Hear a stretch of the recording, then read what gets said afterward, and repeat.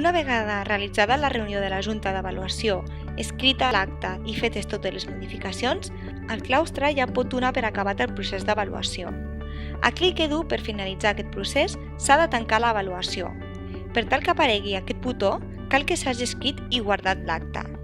Haureu d'accedir a Administració, Documentació, Avaluacions, trieu una classe, aneu a baix de tot i aneu a tancar l'avaluació. Aquesta acció la pot realitzar l'usuari amb el permís Tancaments d'avaluació. Haureu d'indicar la data de tancament. Les notes es visualitzen a la plataforma dels pares i els alumnes 2 dies naturals després de la data de tancament indicada.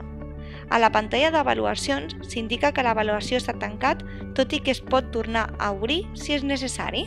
En el cas que es volgués canviar la data també es podria fer.